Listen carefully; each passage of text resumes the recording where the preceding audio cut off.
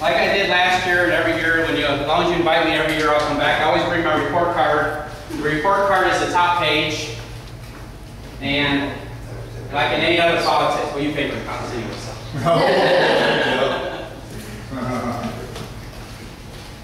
Like in any other political arena, the politicians can tell you anything they want, but at the end, the report card is based on what you pay your taxes. The first sheet shows you each year I asked to spend less money. So you can see on the first page, it goes last year, which is 2010.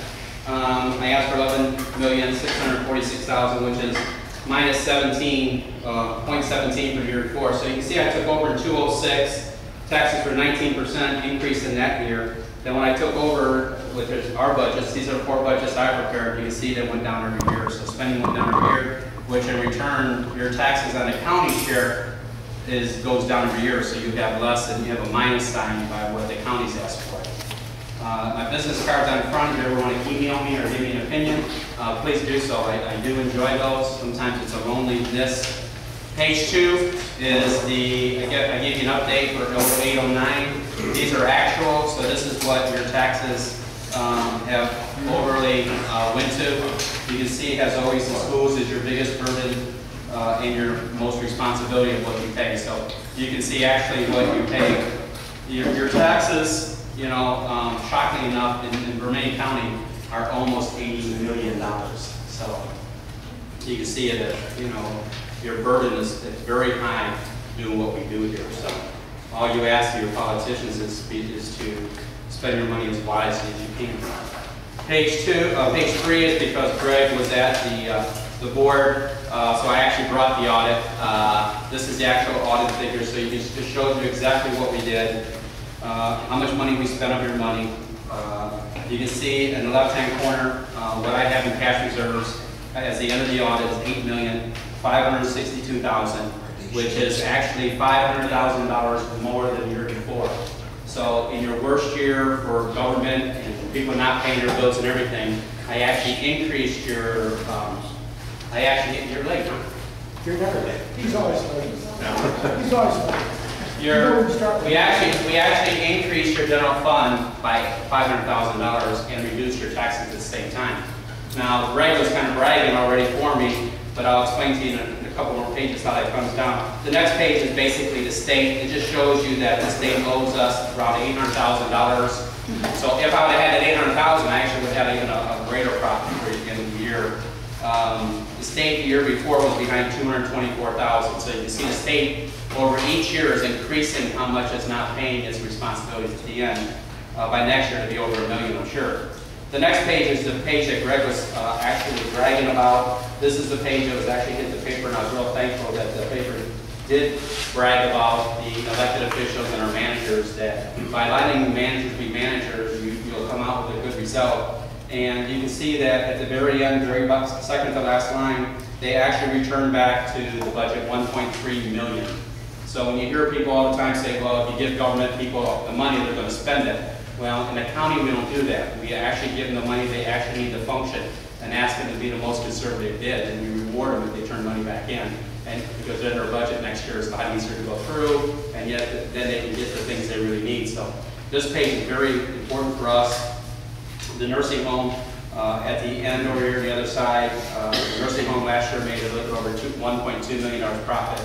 I'm sitting with a little over $2.4 million in profit in nursing home. You remember in 2006, they borrowed $1 million to pay its bills, and now we're sitting at $2.4 million positive cash. So that was a big turnaround there, and that's really what's made the county so successful, is instead of the nursing home being a debt and requiring us to put our money into it, we actually reversed it, and now it's actually a profit center. Now, I do get some of their profit back because I bill them back for everything now. So I bill them back with their own retirement plans and everything now. Go ahead, sir. How did that happen? They were 88% labor, very heavy and administrative. The national average is 42%. Right now we sit about 48%. So it's just reducing labor and patient to ratio counts we kept at a national average.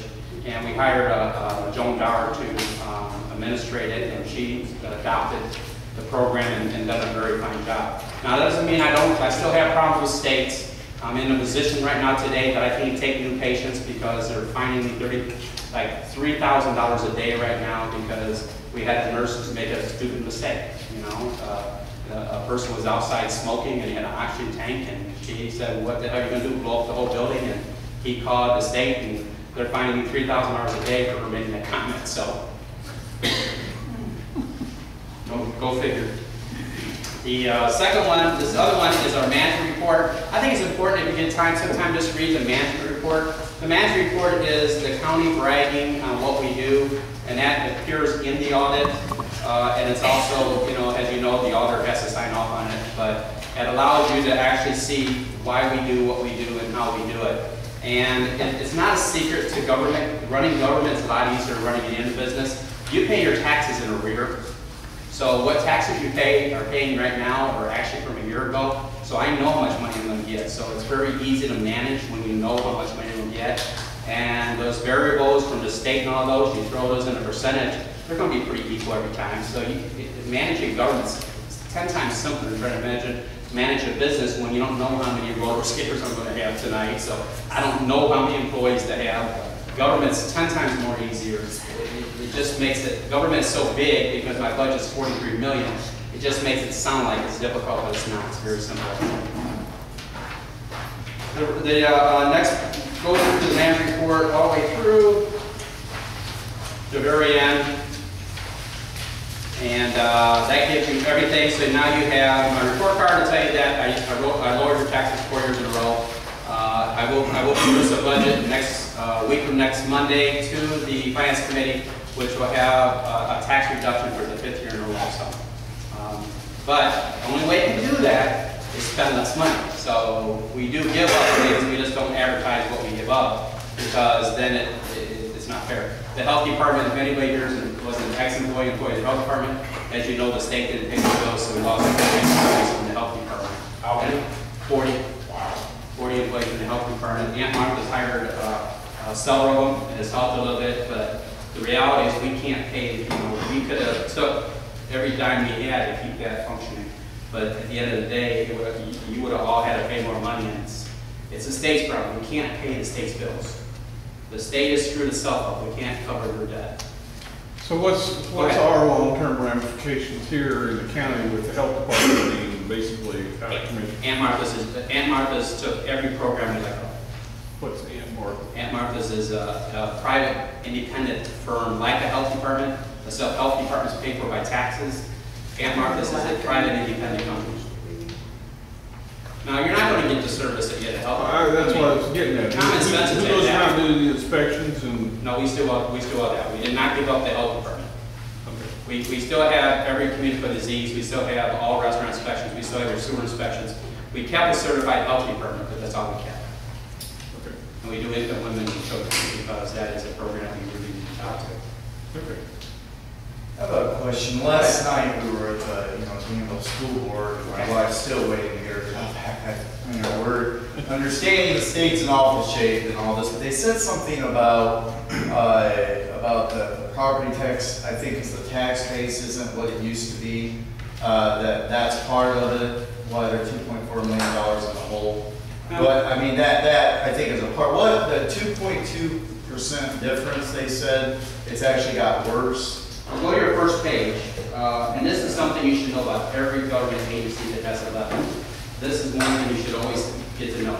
The levy is up front. You see where it says estimated. The first column, estimated. That's the guess what we think is going to be your levy. Okay. The next one. Look at that every year. If you go back to 06, it went up every single year till last year. Okay. Last year you can see it went from 876 to 868. Okay. That makes it down a little bit. Okay, that doesn't adjust for great amount of money. Right. But if you look at the levy, you can't blame the levy. And Greg and I at the city one day, I was showing them, don't blame the levy. Your levies went up every year but last year. Last year was the first year, and that's because the hotels, law office, and the mall got a reduction of over $100 million. Altogether. Now, not altogether. Now, not just, because what you got is the hotels or people aren't traveling as much, their business down, so they use the